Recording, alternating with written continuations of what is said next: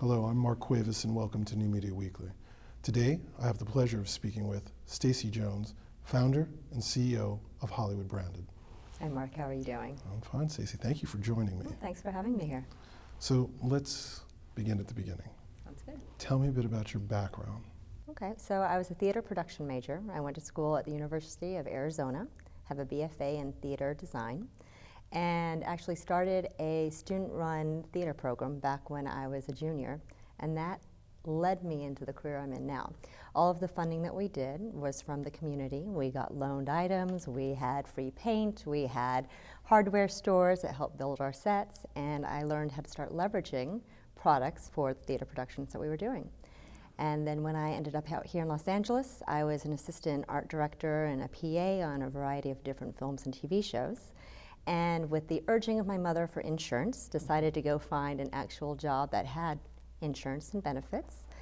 Worked for a gifting and promotional consulting agency where I worked with productions and got their cast and crew gifts and their small wrap party items or Jerry Seinfeld's bikes for his entire crew at Christmas time, branded with the Seinfeld logo. And the next job I had after that was working at a product placement agency. So when did you actually develop and found Hollywood Branded? So Hollywood Branded I founded 5 years ago, back in 2007. Ran the agency that I fell into, the product placement agency, for over 10 years. I decided to leave, spread my wings, start an agency that was a little more innovative with what we offered our clientele, bringing in not only product placement and promotional campaigns, also celebrity endorsements, celebrity seating, and PR, along with branded content creation. What have you seen over the past 3-4 years, 2 years even, that has been a definitive change from when you first started? Well, there's no longer times when I'm in a taxi going out for meetings that when someone asks me what I do for a living, I say product placement. They don't know what I'm talking about. Now they get to actually tell me all the product placements that they've seen in theaters lately. So product placement is now really, in the last 5-10 years, a household name. People know what it is. They have assumptions about it, though, that product placement is something that generates a lot of money, that it costs a lot for a brand to be in a movie or a TV show or a music video, and the perception is very different than the reality. There are dollars that are exchanged, but far less than what people think. Tell me a bit about the realities. Okay. Reality is there's really a few types of ways to get involved with a production. The first is for straight loan of goods. So a production is going to have clearances in order to put any product in a movie or TV show. They can't just go to a store, put the product in, and have the logo on screen. They have to have the brand give approvals. Right. So it's easiest for them to get those approvals through an agency such as ours, because they don't have to go and look up the phone number, find out whom to speak with at the corporation, explain to them what product placement is, explain to them what their production is, explain to them that they're not going to have negative depiction on screen, Right. Provide them insurance certificates, and do all of that. So that's the easiest way of doing product placement, just straight loan of goods. Secondly would be a larger trade-out deal where there's barter. So you are leveraging your product into the movie or TV show by providing the product along with extras. So is it water that you're providing, and now you're also providing some water for craft services, so the production and crew have water to drink and the production's saving dollars. Is it coffee? Is it cars? Is it hotel rooms? Is it airline seats? So there's a lot of different categories that will help production save money. Is it a restaurant nurse providing food so that the cast gets to have a great meal for one day? So that's the barter trade-out aspect of it. Is it a phone company providing carrier service so the production doesn't have to purchase cell phone minutes? All of those leverage. Third part would be actual cash, and that's where the word brand integration comes into play. And it's really no different than product placement. Brand integration just means dollars are being paid and a storyline is being built around those dollars. So you can still have a storyline based on your product through trade out or loan of good, but when dollars are being paid, you know you're securing an actual verbal description with marketing messaging built around your product.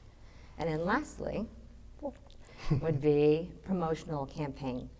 where the brand is leveraging their media assets, their television, their print, their radio, their digital advertising with the title treatment or imagery from the film or the TV show. So the film is now winning because they're getting the eyes of all of those people the brand's marketing to, that they wouldn't have to reach out to. Share with me some of the most successful examples for your company. Well, BlackBerry is one of our clients, and so BlackBerry is a really popular device already. Absolutely. And we're able to ensure that the productions have the devices they're ready. They're clamoring for them. They enjoy getting them. They enjoy using the text, the BBM messaging. It's an easy way to identify characters, especially business characters. Absolutely. It's the cornerstone of every production manager, Yep. producer. We also work with brands that less consumer knowledge about, such as Passion Growers. Passion Growers is a rose company that's based out of Colombia, and they import the roses and sell at distributors, including grocery. And so with them, we've established Passion Growers as the rose of Hollywood. They're chosen for all of the wedding shows, all of the dating shows. We've had established them as the official rose of Miss America. So there's a lot of opportunities for brands that you might not think of. Absolutely. There seems to be an entire universe that even those of us in production haven't fully considered in terms of branding. Now with the rise of new media and the position it's beginning to take, how is the world of branding working with independent producers or even larger scale shows that are web-based? This is what you're most interested in. Well, of course I have a personal interest, but it's also the direction that the world is turning in. Multiple platforms, multiple devices, and often established areas they're slow to come around, or they just can't figure out where their place is in the new topography. Sure. So digital media offers a plethora of opportunities for brands to get involved.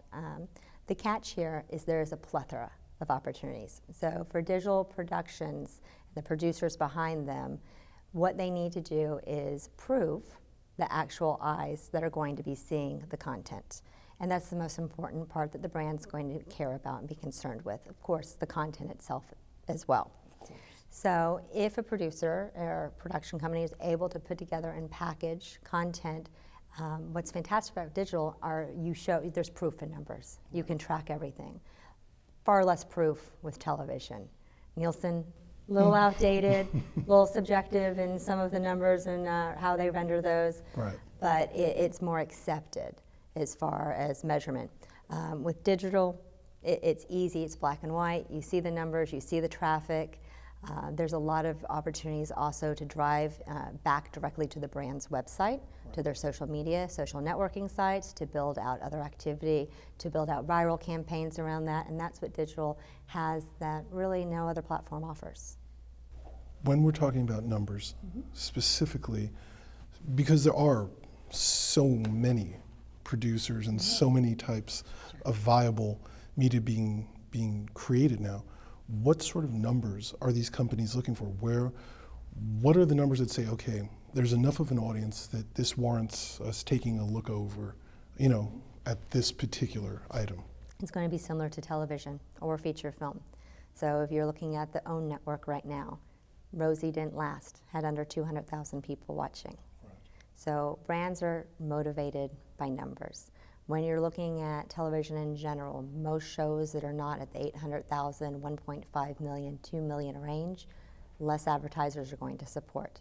So that's really the breaking point that you need to be attracting. When you can get into the multiples of tens of millions, you have a really strong opportunity there. In digital, you can do that. Music videos are one of the best examples of this right now. You have any major music artist, top 150 out there, pretty broad range, right? Most of their music videos are going to always reach between 8 million and 150 million. That's really strong numbers. So the traffic's there, the viewers are there, the consumers are going to engage, but when you start looking at content that is much lower in numbers, you're going to have to be able to justify why it's valuable to the advertiser, what makes it worthwhile. And one of those reasonings might be niche, that it reaches a very niche on target market. So if you only have 250,000 people who are watching your program, your production, your web series, your web episode, the podcast, whatever it might be, Right. but They're 8/10 of that are engaged and they're your core consumer, versus having 20 million people watch and having just a tiny blip of those people actually be engaged as core consumers. That's another way to think of advertising and what might be worthwhile to a brand. So, again, and this has been a flashpoint for a lot of conversation. Is it really, what are they looking for, the numbers or the true engagement? And how do they If you're judge? talking to a media agency, they're looking for the numbers, Right. right? Talking to a brand, they're looking for the engagement, they're looking for the drive to their websites, they're looking for a spike in unique visitors, they're looking, ultimately, what every brand's looking for. They're looking at a way to build the desire around the brand, the aspiration around the brand, the recognition of the brand, all which they are hoping, are going to yield to increased sales. So bottom line, for a brand to survive, are sales. Stacy, thank you for joining us. Welcome. I'm Mark Cuevas. This is New Media Weekly.